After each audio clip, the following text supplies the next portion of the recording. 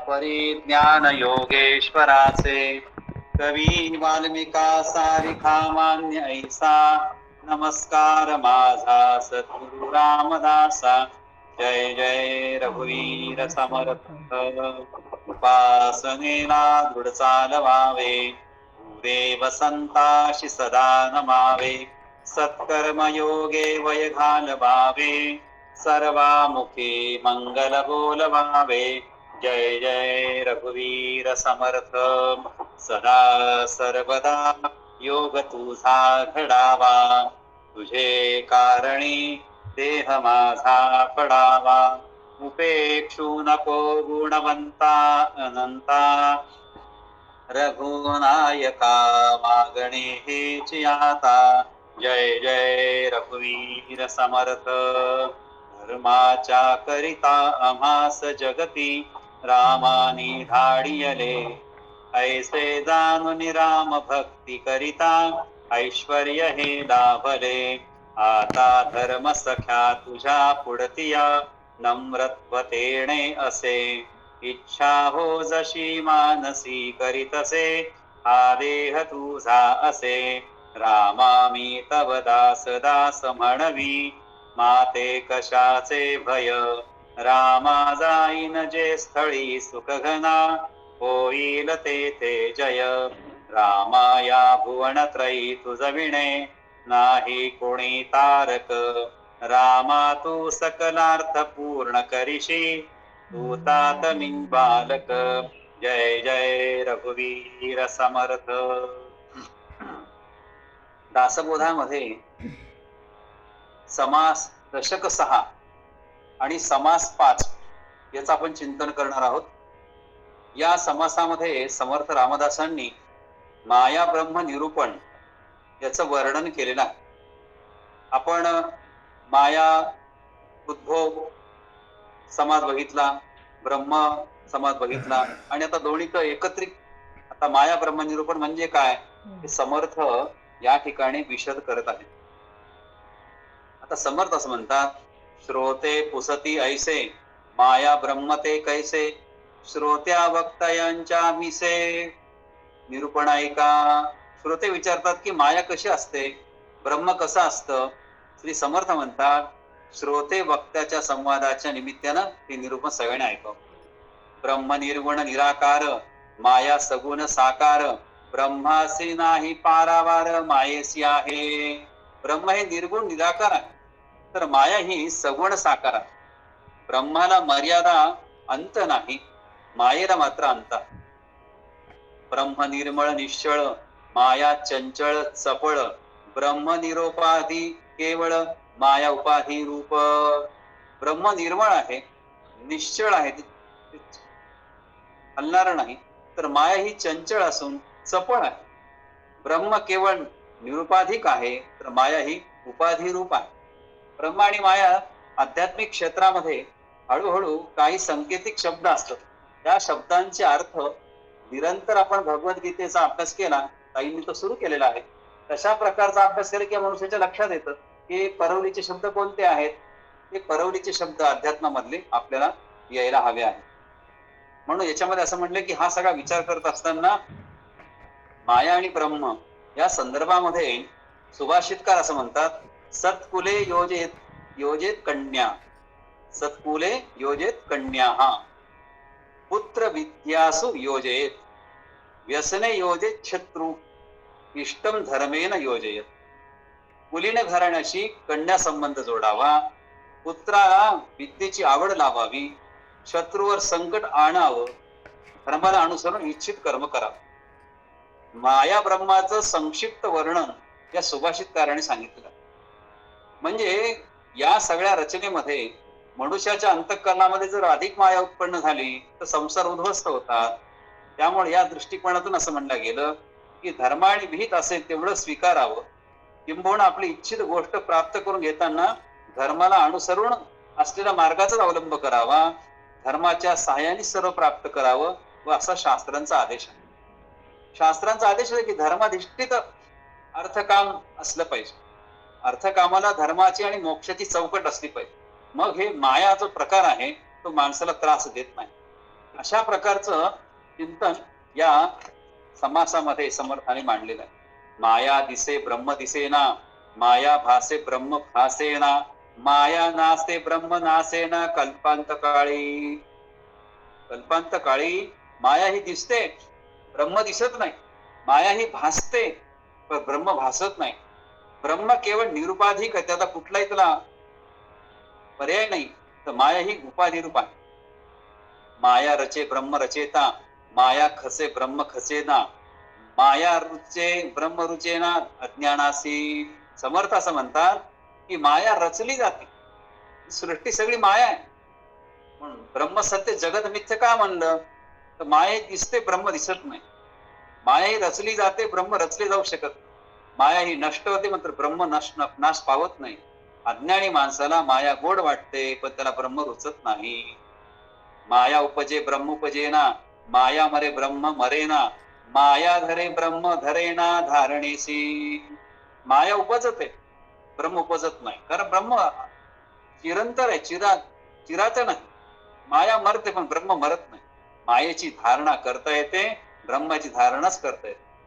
धारेती धर्म, धारण करणं अत्यंत अवघड आहे. परंतु हा सगळा विचार करत असताना सुद्धा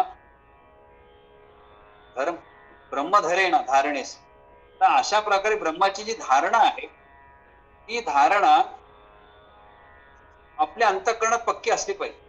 कलकत्त्याच्या प्रेसिडेन्सी कॉलेजमध्ये जे विद्यार्थी परीक्षेत चांगले पास होतात त्यांनाच प्रवेश मिळायचा. 1906 ची गोष्ट आहे. त्या कॉलेजचे प्राचार्य हे युरोपियन होते. स्वभावाने खूपच तापट व अत्यंत कडक होते. एकदा वर्गात ते प्रवेश परीक्षेचा निकाल वाचून दाखवत होते आणि यादी वाचून झाली. कोपऱ्यातील एक विद्यार्थी शांतपणे म्हणाला, सर आपण माझे का नाव वाचलं नाही उत्तीर्ण मुलांच्या कोपऱ्यात? तू नापास झाला असशील. तू मुलगा म्हणाला, शक्यच नाही सर, उलट मी सर्वप्रथम आलो असेल, माझे नाव अनावधानाने छापवायचे राहून गेले असेल. नापास तो नापास आणि परत माझा अपमान करतोयस. अशा प्रकारचं बोलल्यानंतर तुला 5 रुपये दंड लावत आहे. परंतु तो विद्यार्थी आपल्या म्हणण्यानुसार ठाम होता.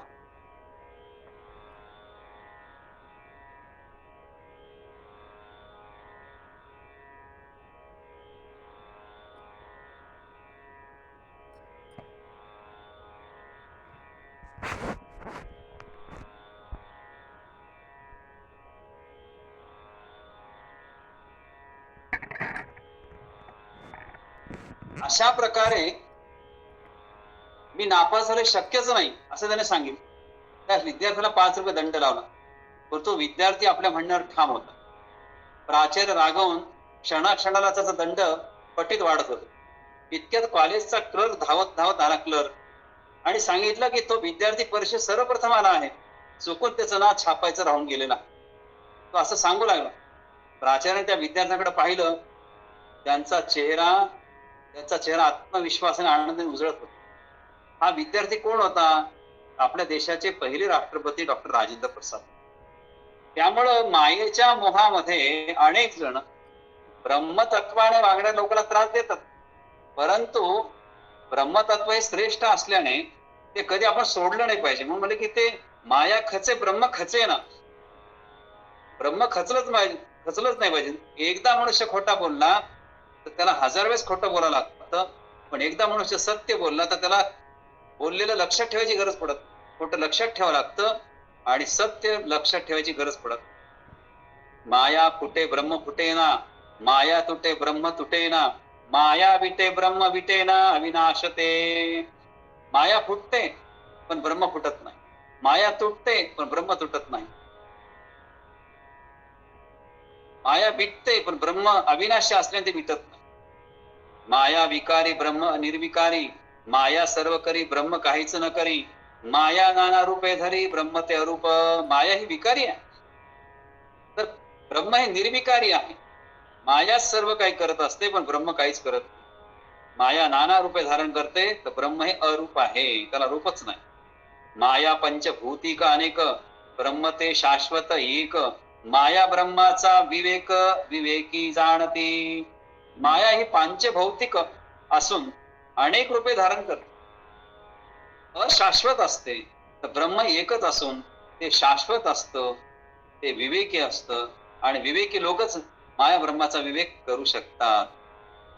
माया लहान ब्रह्म थोर, माया असार ब्रह्म सार, माया अर्तिपार ब्रह्मासी नाही. माया ही लहान आहे तर ब्रह्म हे थोर आहे. माया ही असार आहे तर ब्रह्म हे सार आहे जीवनाचं. माया पलीकडं आहे तर ब्रह्माला शेवटच नाही. सकळ माया विस्तारली, ब्रह्मस्थिती आच्छादिली, परी ते निवडून घेतली साधुजनी. माया विस्तार पावल्यामुळे तिने ब्रह्माला झाकून टाकले आणि संत असतात ते झाकले गेलेल्या ब्रह्मस्थितीला निवडून घेतात. ती संतांमध्ये ती एका अर्थाने ती शक्ती असते, तेवढी भक्ती असते. गोंडाळ सांडुणी नीर घेईजे, नीर सांडुणी क्षीर सेविजे, माया सांडुणी अनुभवीजे ब्रह्म तैसे. शेवाळ दूर करून पाणी प्यावं किंवा निरक्षीर मिश्रणातून नीर सांडून फक्त दूधच वेचून घ्यावं, असं माया सांडून ब्रह्म अनुभवावं लागतं. इतकं सोपं नाही. ते अनुभव घेतलंच पाहिजे प्रत्येकाने, असं वर्णन केलं. त्याचा अनुभव प्रत्येकाला आला पाहिजे. ब्रह्म आकाशायसे निवळ, माया वसुंधरा टहुळ, ब्रह्म सूक्ष्म केवळ माया स्थूळ रूपी. ब्रह्म आकाशासारखं निर्मळ आहे, माया वसुंधरेसारखी गढूळ आहे. ब्रह्म अत्यंत सूक्ष्म तर माया स्थूल रूप असते, असं वर्णन समर्थ करतो. ब्रह्म ते अप्रत्यक्ष असे, माया ते प्रत्यक्ष दिसे. ब्रह्म ते समची असे, माया ते विषम रूपी. ब्रह्म अप्रत्यक्ष असतं, माया प्रत्यक्ष दिसून येते. म्हणून तर लोक मायाच्या मागे लागतात. जर ब्रह्म जर प्रत्यक्ष दिसलं असतं तर लोक मायामध्ये अडकलेच नसतं. अशी स्थिती आहे. माया लक्ष ब्रह्म अलक्ष, माया साक्ष ब्रह्म असाक्ष, मायेमध्ये दोन्ही पक्ष, ब्रह्मी पक्षची नाही. माया हे लक्ष आहे तर ब्रह्म हे अलक्ष आहे. अलक्ष म्हणजे ते लक्ष साधू शकत नाही. लक्ष भेद घेऊन लक्ष आणि माया लक्ष म्हणजे ते प्राप्त करू शकत. माया साक्ष आहे तर ब्रह्म असाक्ष आहे. मायेमध्ये मी व तू असे दोन पक्ष आहे तर ब्रह्म हे अपक्ष आहे. माया पूर्वपक्ष ब्रह्म सिद्धांत, माया असंत ब्रह्म संत, ब्रह्मासी नाही करणे हे तर मायेसी आहे. माया पूर्वपक्ष म्हणजे मिथ्या, तर ब्रह्म हा सिद्धांत आहे. माया अनित्य आहे तर ब्रह्म नित्य आहे. ब्रह्माला हेतू नाही, कर्म नाही, तर माया हेतुयुक्त व कर्ममय आहे. ब्रह्म अखंड घनदाट, माया पंचभूतिक पोचट, ब्रह्म ते निरंतर निघोट, माया ते जुनी जर्जरी. फारच सुंदर शब्द समर्थाने वापर. माया ही पूर्वपक्ष म्हणजे मिथ्या आहे. ब्रह्म अखंड ओतप्रोत आहे तर माया पांचभौतिक आणि पोकळ आहे. ब्रह्म हे निरंतर परिपूर्ण आहे तर माया ही जुनी आणि जर्जर आहे. प्रत्येकाच्या जीवनामध्ये माया ही आहेच, पण प्रत्येकाच्या जीवनामध्ये ब्रह्म येणं अवघड आहे.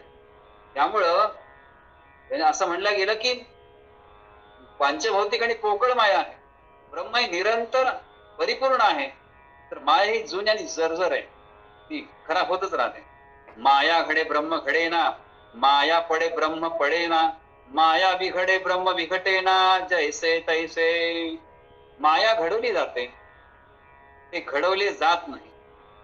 माया पडते, ब्रह्म पडत नाही. माया बाधित होते, ब्रह्म बाधित होत नाही. हे दशेला तसंच राहत. ब्रह्म असतीची असे, माया निरसिताची निरसे, ब्रह्मास कल्पात नसे मायसी आहे. ब्रह्म नेहमीच असत, मायेचे निरसन केले असता ती नाहीशी होते. ब्रह्माला कल्पांत नाही, मायेला कल्पांत. माया कठीण ब्रह्म कोमळ, माया ब्रह्म ब्रह्म विशाळ, माया नास्ते सर्व काळ ब्रह्मची असे. माया कठीण तर ब्रह्म अत्यंत कोमल. माया अल्प, ब्रह्म विशाल आहे. माया नाशवंत आहे तर ब्रह्म सर्व काळ. वस्तू नव्हे बोलिजे ऐसी, माया जैसी बोलिजे तैसी, काळ पावे ना वस्तुसी मायेसी झडपी. ब्रह्म ही वाणीने वर्णन करता येऊन जोग नाही, तर मायेचं जसं वर्णन करावं तशी ती असते. काळ मायेवर झडप घालतो तर तो ब्रह्मा स्पर्शही करू शकत नाही. म्हणून ब्रह्मस्वरूप व्हावं, ब्रह्मलीन व्हावं. नाना रूप नाना रंग इतका मायेचा प्रसंग, माया भंगे ब्रह्मभंग जैसे तैसे. नाना रूप नाना रंग हे सर्व मायेचा विलास आहे. माया नष्ट होते, ब्रह्मही जशाला तसं अभंग राहतो. अशा प्रकारचं वर्णन केलेलं आहे. त्यामुळे हा विचार करत असताना एक संदर्भ असा आहे की प्रतिस्पर्धी राजाच्या दरबारामध्ये गेलेल्या एका दूताने राजाला विचारलं, तुझा राजा व मी यामध्ये काय फरक आहे? राजन, कुठे आमचा राजा आणि कुठे तुम्ही? तुला काय म्हणायचं असं राजाने विचारलं. म्हणण्याचा अर्थ असा आहे की पौर्णिमेच्या विकसित चांदण्याप्रमाणे आपण आहात, तर आमचा राजा विजेच्या चंद्राप्रमाणे. वर्णन सांगतो. एका राजाला प्रतिस्पर्धी राजाचा व्यक्ती कसं वर्णन सांगतं ब्रह्ममायेचं बघा. पुन्हा एकदा सांगतो. राजन, कुठे आमचा राजा कुठे तुम्ही? तुला काय म्हणायचं आहे? म्हणण्याचा अर्थ असा आहे की आपण पौर्णिमेच्या विकसित चांद्राप्रमाणे आहात, तर आमचे राजे हे द्वितीयेच्या चंद्राप्रमाणे आहेत. राजाने खुश होऊन त्याला 1,00,000 रुपये सुवर्ण मुद्रा दिल्या.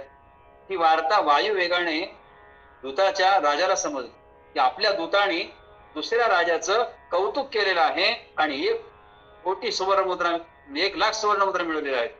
त्याला खूप राग आला आणि दूत परत येता क्षणी तो गरजला, नालायक, नमक हराम, तलवारी तुझी गर्जन का छाटू नये? आपल्या शत्रू राजाच्या दरबारात माझी निर्भत्सना तू केलीस. महाराज, नीट विचार करा, दूत असं म्हणाला. त्या राजाच्या सभेत मी जे बोललो त्यामुळे तुमचा गौरव कमी झाला नसून उलट वाढलाय. तू नम्रतेने म्हणाला. तो कसं काय वाढलाय? मी त्यांना पौर्णिमेचा तर आपणास विजेचा चंद्र म्हणालो. द्वितीयेचा चंद्रपुरीचं सर्वजण दर्शन घेतात. ती वर्धिष्णू असते, ती वाढत जाते, प्रतिदिन वाढत जाते. उलट पौर्णिमेचा चंद्र हा प्रतिदिन घटत जातो. तेव्हा आपली प्रगती वाढणारी आहे, त्याचं वैभव नाश पावणार आहे. त्यात आपला गौरव नाही काय? राजा ते ऐकून खुश झाला आणि खरोखर वाणी ही अजब शक्ती आहे, तिचा उपयोग मात्र व्यवस्थित केला पाहिजे. अशा प्रकारची वाणी मुखातून येणं त्यालाच ब्रह्मतत्व म्हणतात. की एका राजाला सांगितलं पौर्णिमेच्या चंद्रकोरी आणि आमचा राजा हा द्वितीयेचा चंद्रकोरे सारखा आहे. द्वितीय चंद्रकोर ही विकसित होणारी आहे, पण पौर्णिमेची चंद्रकोर ही वजा होत जाणारी आहे. अशा प्रकारचं हे ब्रह्मनिरूपणासारखं हे वर्णन केलेलं आहे. आता असं हा विस्तार चालत जाते चराचर, इतकी माया परमेश्वर सभाभ्यंतरी. आता हा विस्तार पुरे झाला. समर्थ म्हणतात, या जगाचे काही चराचर निर्माण होते, ते नष्ट होते, इतकी सर्व माया आहे.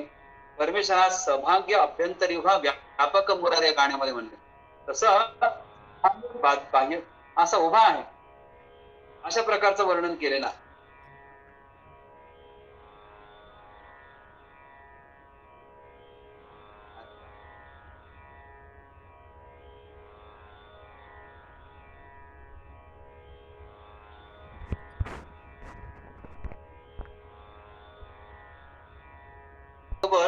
एकदा तानसेनाला म्हणाला, तू इतके सुंदर गातोस तर तुझे गुरु किती सुंदर गात असतील, मला त्यांचं गाणं ऐकायचं आहे. तानसेन म्हणाला, ते नेहमी एकांतात गातात, दुसरा कोणी ऐकायला आला तर ते गाणे आपोआप बंद कर. तुम्हाला ऐकायचं असेल तर चोरून ऐकावं लागेल, गुपचूप ऐकावं लागेल. राजाने तशी तयारी दाखवली. एका मध्यरात्री राजा तानसेन हे दोघ जण एका झोपडीपाशी आले. गाण्याचे मंजूळ स्वर अकबराच्या कानावर पडले. त्याला इतका आनंद झाला, त्याच्या आनंदाला पारावर राहिला नाही. परत येताना अकबर म्हणाला, तानसेन, आजपर्यंत मी तुझ्या गाण्यावर बेहद खुश होतो, परंतु तुझ्या गुरुचे गाणे ऐकल्यावर तू त्यांच्या पासंगाला पुरत नाही. काय उपयोग नाही म्हणजे तुझ्या गुरुचं काय उत्कृष्ट गायन आहे, तुझं ते पासंगाला पुरत नाही. दोघांच मध्ये एवढा फरक. तुझ्याजवळ कला आहे, तो गुरु ऐकत असताना त्यात जो आनंद आणि रस आहे तो तुझ्या दिसत नाही, तो प्रवाह तुझ्यामध्ये नाही. या पाठीमागे विशेष कारण काय आहे का? तर तानसेन म्हणाला, महाराज, मी तुमच्यासाठी गातो. बघा, लक्षात घ्या, सम्राट अकबर म्हणाला, तानसे तुझ्यासारखा आवाज, तुझ्या गुरुचा आवाज सगळ्यात श्रेष्ठ आहे, तुझा तसा आवाज नाही आहे, काय कारण आहे? तर तानसेन म्हणाला प्रामाणिकपणे, महाराज मी तुमच्यासाठी गातो, तुम्हाला खुश करणं हा माझा हेतू असतो. माझे गुरु फक्त ईश्वरासाठी गातात, फक्त आनंदासाठी गातात. धन मान स्तुती लोकप्रियता असल्या लौकिक हेतूपेक्षा त्यांच्या गायन कलेचा हेतू हा दिव्य आणि पवित्र आहे. कला दुसऱ्याकडून शिकता येते, आनंदाचा जन्म अंतर्यामामध्ये होतो, या उद्देशातील फरकाचं गायन फरक. मी तुमच्यासाठी गातो आणि माझे गुरु हे ईश्वरासाठी गातात. त्यामुळे या सगळ्या या आनंदामध्ये कुठं धन मान स्तुती काहीच राहत नाही, लोकप्रियता नसते. असा लौकिक हेतू नसल्यामुळे माझी गायन कला ही तुम्हाला सामान्य वाटते, गुरुची चांगली वाटते. त्याच्यामुळं मायेपोटी जे गायन केलं ते मायेपोटीचं गायन इतकं प्रभावी होत नाही, पण ब्रह्मापोटी केलेलं गायन हे श्रेष्ठ ठरतं. म्हणून माया ब्रह्म निरूपणाचं वर्णन करताना माया कशी आहे आणि ब्रह्म कसं आहे या संदर्भामध्ये हा प्रसंग आणि दृष्टांत होतो. माया ब्रह्माचे विवरण करिता चुके जन्म मरण, संतास गेलिया शरण मोक्ष लाभे. शेवटी समर्थ या समासाचा समारोप करता असं म्हणतात की माया ब्रह्माचं विवरण केल्याने जन्म मरणाच्या चक्रातून सुटका होती. संतांना शरण गेलं की मोक्ष लाभतो. ब्रह्म आणि माया याचं विलगीकरण करून केलंच पाहिजे, त्यासाठी जन्म आहे. म्हणून शास्त्रकाराने असं म्हणलं की पिंडी ते ब्रह्मांडी आहे. मागे म्हणालो पिंडी ते ब्रह्मांडी आहे. जे ब्रह्मांडी आहे ते जोपर्यंत पिंडामध्ये येत नाही तोपर्यंत त्या आत्म्याला जन्म मरणाच्या चक्रातून सुटका होत नाही, त्याला मोक्ष मिळत नाही. अरे या संताचा महिमा बोलावया नाही सीमा, जयाचेने जगतात्मा अंतरीची होय. ज्यांच्यामुळे प्रत्यक्ष जगतात्मा हृदयच प्रगट होतो त्या संताचा महिमा अपार आणि अवर्णनीय. बघा पुण्यात तरी श्रीहरी पावी जेतो स्वभावे, ज्यामुळे प्रत्यक्ष जगतात्मा हा हृदयच प्रगट होतो त्या संतांचा महिमा अपार आणि अवर्णनीय आहे. अशा प्रकारचा हा समासामध्ये आपण याच चिंतन केलं. या माया ब्रह्म निरूपण समासाचं वर्णन करताना आपण एका अर्थानं संहिता वाचन केलं तरी सुद्धा काही दृष्टांत देण्याचा प्रयत्न केला. आता प्रत्यक्ष संहिता वाचन झाल्यानंतर या समासाला समर्थ काय म्हणतात त्याचं चिंतन आपण करतो. ते असं म्हणतात की प्रत्येक वस्तूला अथवा दृश्य पदार्थाला व्यक्त आणि अव्यक्त अशी दोन अंगे असतात. उदाहरणार्थ दूध जर बघितलं म्हणजे तूप मला दाखवा तर दुधामध्ये तूप दिसणार नाही, कारण दूध हे व्यक्त होतं आणि तूप अव्यक्त आहे. अशी दोन अंग ही सगळ्या वस्तूमध्ये आहे. बर्फ आहे, पाणी आहे, व्यक्त आणि अव्यक्त आहे. असंख्य दृश्य पदार्थाच्या समूहाने बनलेल्या या विश्वाला देखील अशीच दोन अंग आहेत. बघा समर्थ किती सोप्या भाषेत सांगतो. प्रत्येक वस्तूला दृश्य आणि अदृश्य स्वरूप आहे, व्यक्त आणि अव्यक्त आहे. तसं या विश्वाला सुद्धा, कारण व्यक्त आणि अव्यक्त पासूनच विश्व तयार झाले. अव्यक्त ब्रह्म आहे आणि व्यक्त माया. लक्षात घ्या, माया ही व्यक्त आहे आणि ब्रह्म अव्यक्त आहे. ब्रह्म माया मिळूनच या पदार्थ विश्व निर्माण झालाय. त्याची दोन अंगे आहेत. त्याचा व्यक्त अंग म्हणजे पंचमहाभूतांचे केलेलं आहे. जे व्यक्त दिसणारं अंग आहे ते पंचमहाभूतांचं आहे आणि जे अव्यक्त अंग आहे ते आत्मस्वरूप आहे. दोन बघा लक्षात घ्या. थोडा विषय अवघड आहे, परंतु जे दृश्य दिसतं आम्हाला, जे व्यक्त दिसतं ते पंचमहाभूतांनी केलेलं आहे. जे अव्यक्त दिसतं ते आत्मस्वरूप आहे. अव्यक्त अंग आत्मस्वरूप आहे. विश्वाच्या व्यक्त अंगाला श्री समर्थ माया असं म्हणतात, तर अव्यक्त अंगाला ते ब्रह्म असं म्हणतात. लक्षात घ्या, व्यक्त अव्यक्त. जी माणसं राग व्यक्त करत नाही, दुःख व्यक्त करत नाही, ती अव्यक्त असतात, ती ब्रह्मस्वरूप असतात, ते ब्रह्मलीन असतात. जी माणसं व्यक्त करतात, दुःख व्यक्त करतात, ती माणसं एका अर्थाने माया स्वरूप असतात. म्हणून ब्रह्मस्वरूप जे आहे की अव्यक्त स्वरूप त्याचं आहे, जे दुःख व्यक्त करणार नाही, करत राहणार, आणि व्यक्त हे मायेच्या पोटी मोहाच्या पोटी नेहमीच व्यक्त होत राहणार. अशा या सगळ्या याच्यामध्ये आपल्या जीवनामध्ये जर ब्रह्म हे अव्यक्त आहे आणि माया ही व्यक्त आहे, तर ही माया ही लोलुपता निर्माण करणार. म्हणून माया ही लोलुपता निर्माण करते आणि ब्रह्म हे अलोलुपता निर्माण करते. जगामध्ये एकमेव ब्रह्म असं आहे जे अलोलुपता निर्माण अलोलुपता आहे आणि माया ही मध्ये एक राहणारे हरिलाल भाई सेटलवाड नावाचे अतिशय धर्मनिष्ठ व्यक्ती होते. अत्यंत प्रामाणिक आणि सज्जनग्रस्त होते. शासकीय अधिकारी म्हणून त्यांचा दरार असायचा. अनेक सरकारी कामं व योजना त्यांच्या देखरेखीत पार पडायच्या. त्यामुळे अनेक व्यापारी, उद्योगपती आणि कंत्राटदार त्यांच्या घरी कारले चक्र मारायचे.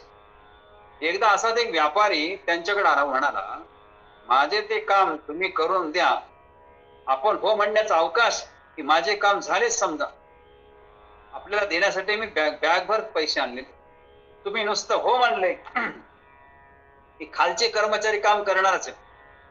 तुम्ही हो म्हणायचा अवकाश, काम झालंच समजा आणि तुम्हाला बॅगभर रुपये मी आणलेले देण्यासाठी, लाच देण्यासाठी. हरिबाईंनी एक पैसा सुद्धा कोणाकडून कधी लाच म्हणून घेतला ना. ते सचोटीने व निर्लोभी अधिकारी होते. जे योग्य कायदेशीर असेल ते करायचे. अयोग्य नियमबाह्य करण्यासाठी कोणी किती जरी प्रलोभन दाखवले तरी ते कधी त्याला साथ देत नसायचे. लोभाच्या मोहाच्या जाळ्यात ते कधी अडकलेच नाही. त्या लाच देणाऱ्या अनुसूचित वर्गाने जाणणाऱ्या व्यापाऱ्याला त्याने साधे पण सडकर उत्तर दिले. ते म्हणाले, तू चुकीच्या जागी व चुकीच्या माणसाकडे आलास. मी गैरमार्गाने काम करणारा माणूस नाही. जेव्हा आपले पैसे घेऊन तू आपल्या वाटेने परत जा. पुन्हा कधी असा माझ्याकडे येऊ नकोस. तो व्यापारी म्हणाला, साहेब जरा विचार करा. पैसे कमी नाहीत, मोठी ट्रंक भरलेली आहे, पत्र्याची पेटी, पत्र्याची बॅग, लोखंडी. इतके पैसे देणारा तुम्हाला दुसरा कोणी मिळणार नाही. हरिभाईने उत्तर दिलं, आपण पण नीट ऐका. इतके पैसे देणारा माणूस परत मिळू शकेल, परंतु इतक्या पैशावर ठोकर मारणारा माणूस तुम्हाला मुश्किलीने पण मिळणार नाही. आपण मुकाट्यानं आपली इज्जत ठेवून परत निघू. काय ब्रह्म असतं, काय माया असतं. ते असं म्हणाले की तुमच्याकडे पैसे देणारा माणूस परत मिळू शकेल, पण तुम्ही देणारा पैसा न घेणारा माणूस तुम्हाला कधीच मिळणार. विलक्षण ब्रह्म आहे. माया ब्रह्माचं विवरण करताना जीवनामध्ये अशा प्रकारचे प्रसंग आहेत जे प्रसंग माणसाला एका अर्थानं ज्ञानी करतात. एका अर्थानं अशा प्रकारचं हुशारपण सगळ्यांनाच आहे, पण शहाणपण येणं अत्यंत आवश्यक. ते शहाणपण ब्रह्मनिरूपणावर, माया ब्रह्मनिरूपणात समर्थाने सांगितलं. समर्थ थोडं म्हणतात, अव्यक्त ब्रह्म दृश्य व्यक्त विश्वाचा अधिष्ठान. अव्यक्त ब्रह्म हे दृश्य विश्वाचं अधिष्ठान आहे. हे खरं आहे. ब्रह्म हे अदृश्य आहे खरं जरी असलं तरी सुद्धा, अव्यक्त आहे ब्रह्म हे जरी असलं तरी सुद्धा, अव्यक्त ब्रह्म हे दृश्य व्यक्त विश्वाचं अधिष्ठान. लक्षात, अधिष्ठान आणि अनुष्ठान. जरी ते अव्यक्त आहे, ते दिसत नाही, तरी ते दृश्य जगाचं अधिष्ठान आहे. दृश्य विश्व सतत बदलत व बदलते. कधी न बदलणारे ब्रह्म आपल्या सत्तेने, आपल्या सामर्थ्याने दृश्य विश्वाला सांभाळत. प्रत्येक विद्वान माणसाने अज्ञान माणसाला सांभाळलंच पाहिजे असा अर्थ देतात. बघा, दृश्य विश्व सतत बदलते. कधी न बदलणारे ब्रह्म आपल्या सत्तेने, सामर्थ्याने दृश्य विश्वाला सांभाळते.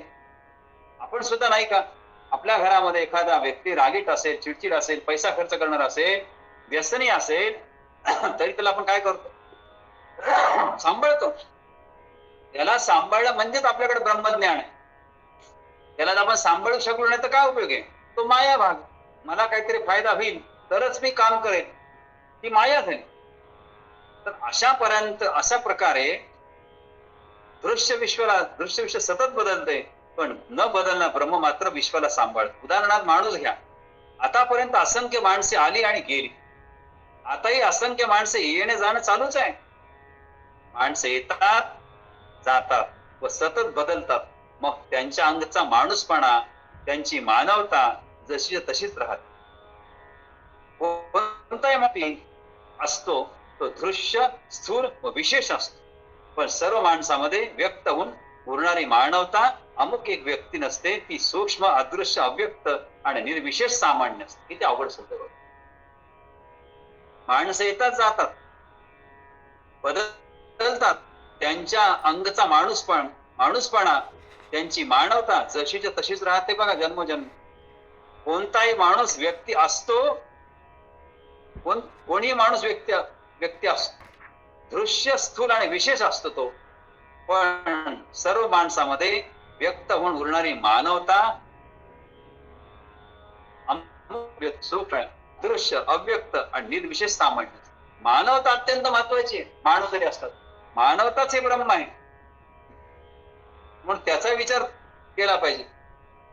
अशा प्रकारे हा विचार करत असताना अंतःकरणाची विशालता पाहिजे.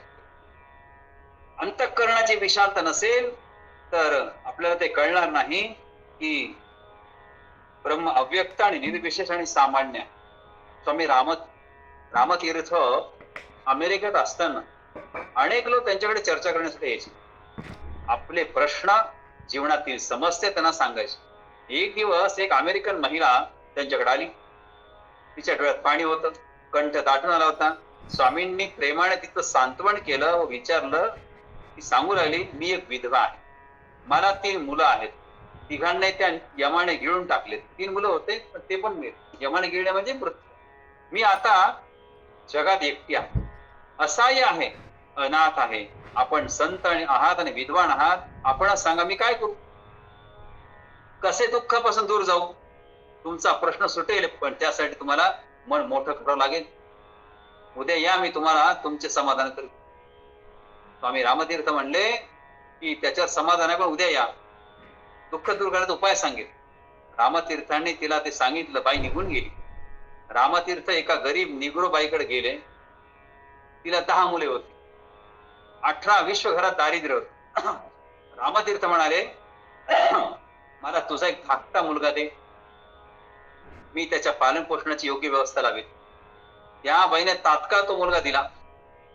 दुसऱ्या दिवशी आपल्या समस्येचे समाधानकारक उत्तर न मिळवण्यासाठी ती अमेरिकन महिला ठरलेल्या वेळेवर त्यांच्याकडे आली.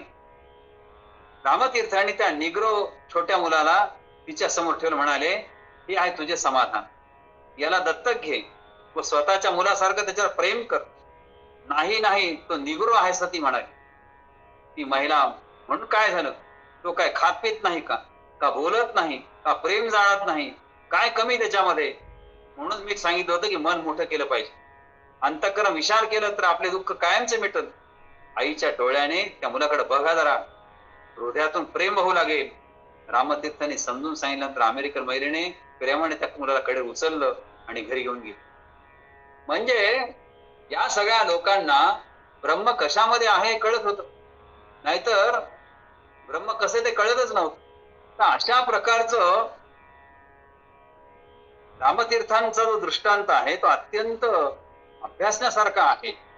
त्या पद्धतीनं समर्थांनी या समासामध्ये तसं वर्णन केलं. पुढे समर्थ असं म्हणतात की अनेक दृश्य वस्तूमध्ये एकच सामान्य सारखेपणा व्यापून राहतो.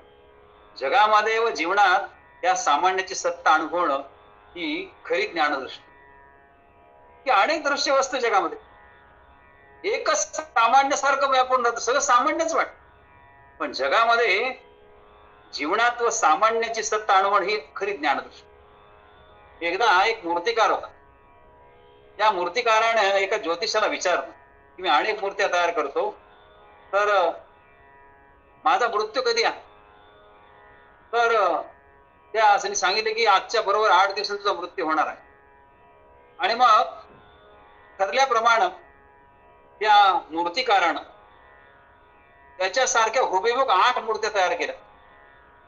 आणि ज्या क्षणाला यमदूत त्याला न्यायला येणार आहे त्याच्या आधी अर्धा तास त्या केलेल्या 8 मूर्त्यांमध्ये हा जण उभा राहिला की यमदूताला कळू नये. आणि एकदा यमदूताला कळाल्यानंतर वेळ तर टळली तर काळ काही करू शकत नाही, तेव्हा आपण जिवंत राहू. आणि म्हणून तो त्या 8 मूर्तींमध्ये जाऊन उभा राहिला. तिकडे यमाचे दूत आले. त्यांनी बघितलं की आपल्याला ज्याला घेऊन जायचं आहे तो माणूस एक नाहीये, इथे 9 जण आहेत. आता 9 जणांना कसं न्यावं?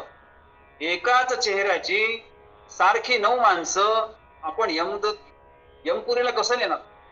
एक खरा माणूस आपल्याला न्यावा लागेल. त्यामुळं यमदूत अत्यंत जीवनामध्ये पहिलाच प्रसंग की असं कधी झालंच नाही की एखाद्याला घेऊन जायचं यम मृत्यू म्हणून आणि तो आपल्याला नेता येत नाही. मग त्यातला एक दूत फार हुशार होता. तो म्हणाला, ज्या मूर्तिकाराने मूर्त्या तयार केलेल्या आहेत त्या मूर्त्या अत्यंत सुरेख आहेत, पण त्यातल्या एका मूर्तीमध्ये थोडस चुकलेलं आहे, खोट आहे. असं म्हणल्याबरोबर त्या 9 मूर्त्यांमधला एक मूर्तीमधला एक मूर्तिकार बाहेर आला. असं होऊच शकत नाही, माझी चूक होऊच शकत नाही. यमदूत म्हणाला, हीच तुझी चूक आहे. त्याचा हात पकडला. तुलाच मी न्यायला आलो. हा तुझा जो अहंकार आहे, तुझ्या मायेमध्ये अडकलेला आहेस, चल आता माझ्यासोबत. अशा प्रकारची ही माया आहे, ती माया आपल्याला ब्रह्मापासून दूर नेते. म्हणून कधी मनुष्याने मोहामध्ये अडकू नये. त्याच गोष्टी समर्थाने इथं वैशिष्ट्यपूर्ण सांगितले आहेत की साधकाला ती दृष्टी विना यास हस्तगत होते. आपण जे जग पाहतो ते जग आत्मज्ञानी पुरुष पाहतात, पण त्यांचं लक्ष जगाचे दृश्यांग ओलांडते आणि त्याच्या मागे अधिष्ठानपणाने असलेला अदृश्य आत्मस्वरूपाकडे जात. अधिष्ठान आवश्यक आहे. व्यक्त जग सगुण साकार असते, तर अव्यक्त आत्मस्वरूप निर्गुण निराकार असते. साकार सारखे बदलते व कालांतराने नाश पावते, पण निराकार बदलत नाही, कधी नाश पावत नाही. साकार हे स्थल काल निमित्तांनी बांधलेलं असतं, पण निराकार हे सर्वदेशी सर्व काळी अपारपणे असत. साकार साधी व सात असतं, पण निराकार अनादी आणि अनंत असत. साकार व्यक्ती असते, अल्प असते, तिचा विस्तार व्यवहार सामर्थ्य व संकल्प सर्व बेताचेच असतात. पण निराकार व्यक्ती नसते, भूमा असते, याचा विस्तार व्यवहार सामर्थ्य आणि संकल्प सारेच अपार असते, ते मोजता येत. निराकार सर्व बाबतीत मानवी कल्पना पार करून जाते. तात्पर्य, ज्ञानदृष्टीला दृश्य विश्वामध्ये एकच अंतिम तत्व दिसतं. जगातील अनेकापणामध्ये आपण जे सर्वस्व मानतो तेच महत्व, तीच किंमत संत देत नाही. संतांना ते वेगळं वाटतं. म्हणून ज्ञानदृष्टीला दृश्य विश्वाचं एकच अंतिम तत्व दिसतं. तसं संतांचं नाही. जगातील अनेकपणाचा आपण जे सर्वस्व मानतो ते महत्व, ती किंमत संत देत नाही. आत्म आणि पुरुषांचा अनुभव अध्यात्मामध्ये प्रमाण मानावा लागतो. ब्रह्म ज्यांनी स्वीकारलं आहे तेच प्राप्त होऊ शकत. म्हणून माणसाचं जे पतन आहे ते पतन मायेमुळे होतं. या पतनाच्या संदर्भामध्ये सुभाषितकार असं म्हणतात, यौवनम धन संपत्ती प्रभुत्व विवेकिता एकैकमप्यनार्थ किम यत्र चतुष्टयम. तारुण्य, पैसा, सत्ता, अविचारीपणा यापैकी एकही अनर्थाला कारण. मनुष्याच्या जीवनामध्ये मायेचा जो प्रभाव वाढतो त्याचं एक कारण असतं. एक तारुण्य म्हणजे तारुण्याचा अहंकार, दुसरं पैसा, तिसरी सत्ता आणि चौथा अविचारीपणा. यापैकी एक जरी गोष्ट मनुष्याकडे असली तर ती मनुष्याच्या अनर्थाला कायम कारण होते. तिथं ब्रह्म संपतं आणि माया उद्भवते. तर मग जेथे या चारही गोष्टी एकत्र आल्या असतील तिथं केवढा मोठा अनर्थ होईल. म्हणून तारुण्य, पैसा, सत्ता आणि अविचारीपणा हे जर एकत्र आलं तर या विश्वाचं काही खरं नाही, त्या व्यक्तीचंही काही खरं नाही. म्हणून तारुण्यात मनुष्याची वृत्ती चंचल बनते. हाती पैसा खेळायला लागतो म्हणजे सहज माणसाला मद वाढतं, इतरांना तो तुच्छ लेखायला लागतो. सत्तेच्या धुंदीमुळे तर माणसाला आपण ईश्वर समान, कर्तुम अकर्तुम समर्थ स्वतःच असं वाटतं. आणि सगळ्याचा परिणाम म्हणून माणसाचं पतन होतं. त्याचा निर्बंध वागण्यामुळे त्याचे स्वतःचे आणि इतरांचे पण नुकसान होतं. मीच ब्रह्मा असं समजून चालतो. अशा प्रकारचं वागणं हे अत्यंत चुकीचं आहे असं समर्थ सांगतो. आणि म्हणून आत्मज्ञानी पुरुषांचा जो अनुभव असतो तो अध्यात्मामध्ये प्रमाण मानला. आणि म्हणून त्यांनी तो प्रमाण मांडलेला आहे. तर एका अर्थाने सात्विकताच हेच ब्रह्म आहे. विक्रम राजा झोपला होता. आपल्या अंगावरची चादर कोणीतरी ओढतोय असं त्याला भास झाला. त्याने उठून पाहिलं तर साक्षात सरस्वती देवी समोर. ती म्हणाली, मी आता इथे राहणार आणि मी चाललो. असं सरस्वती म्हणाली विक्रम राजा. राजा विक्रम आले. विक्रम राजा म्हणाला, आनंदाने जा. ती जाते ना जाते, आणि आता माझं शिक्षण झालं, सगळं जातं, तुझे उपयोग काय, मला जा, तू आनंदाने जा. मी आता मला नोकरी लागण्यापुरतं शिक्षण शिकलो. अलीकडच्या काळामध्ये एकदा पॅकेज मिळालं की कोण शिकतो, नोकरी लागली की कोणी शिकत नाही. तसं याला वाटलं विक्रमाजी जा, आनंदाने जा. ती जाते ना जाते तो लक्ष्मी आली. ती म्हणाली, हे राजा, मी पण हे ठिकाण सोडून जात आहे.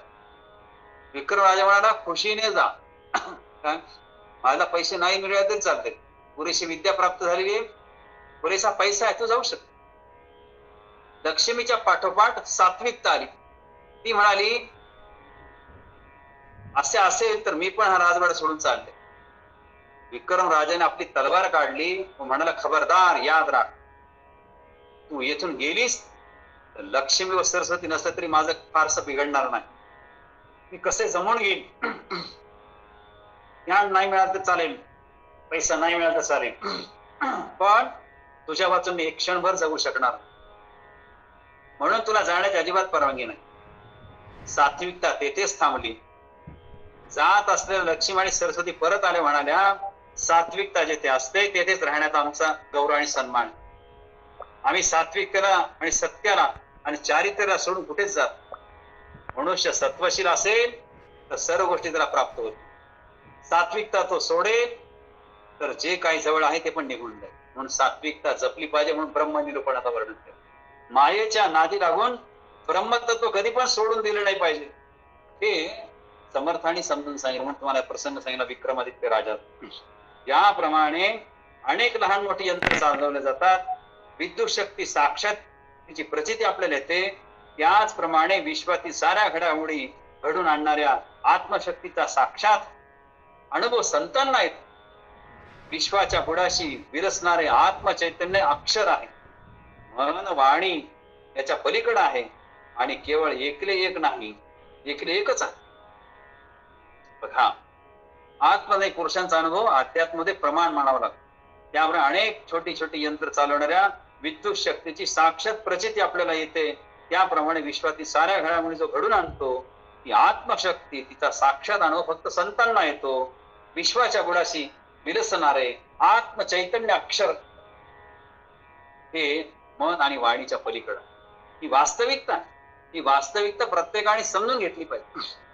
कशी वास्तविकता आहे, कसं आत्मचैतन्य, कसं मन आणि वाणीच्या पलीकडे आहे, त्याचा दृष्टांत आपण सगळ्यांना ऐकूया. एक विचारशील भगवत भक्त स्त्री होती. प्लेगच्या साथीत तिचा एकुलता एक मुलाचं निधन झालं. त्यावेळी तिचे पती घरी नव्हते.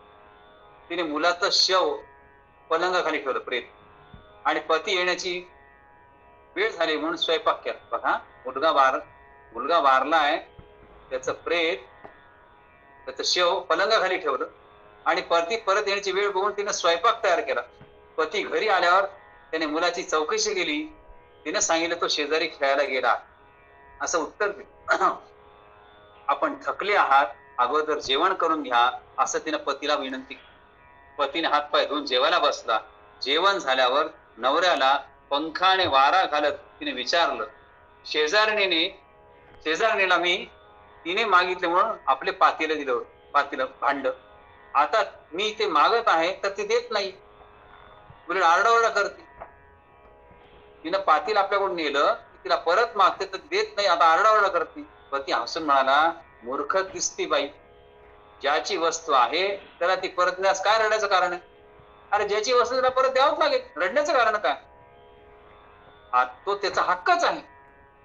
आपण अगदी बरोबर बोलला, पत्नी पतीला म्हणते बरं का, आपण अगदी बरोबर बोललात. आपला मुलगा ही देखील प्रभूने आपल्याला दिलेली अनामत होती, ती त्यानं परत नेली आहे. म्हणजे आपल्या मुलाचं निधन झालं आहे. आता रडून किंवा ओरडून आपण मूर्खता कशाला प्रदर्शित करायची त्या मुलाच्या आई संगतीवर? अरे ज्यानं दिली त्यानं नेली, आता मुलाचं निधन झालंय, रडून आणि ओरडून का उपयोग होणार आहे?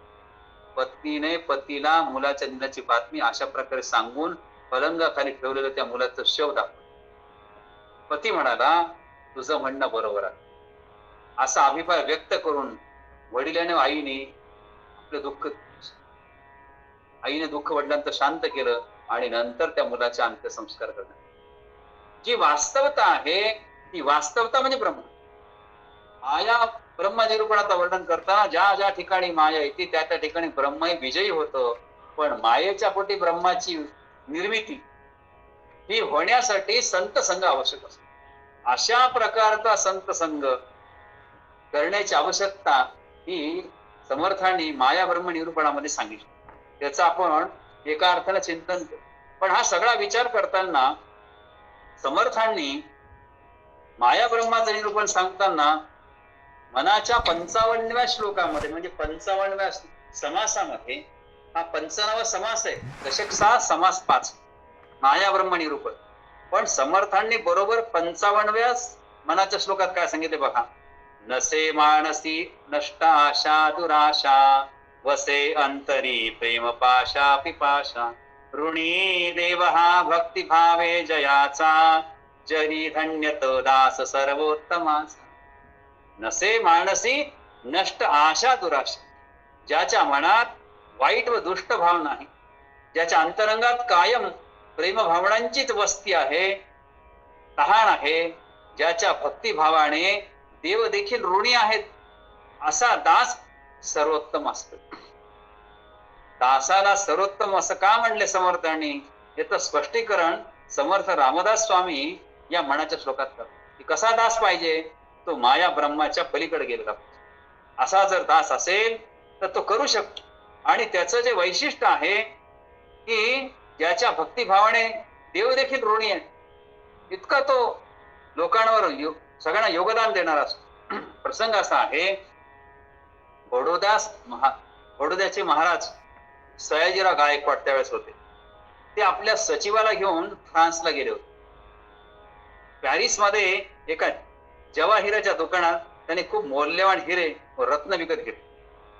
खरेदी संपल्यावर दुकानातील एक नौकर त्याच्या सचिवाकडे आला व त्याच्या हातात एक पाकिट देत म्हणाला, हे आपले कमिशन. आपण महाराजांसारखे बडे गिराईक माझ्याकडे आणले, आमचा खूप फायदा झाला.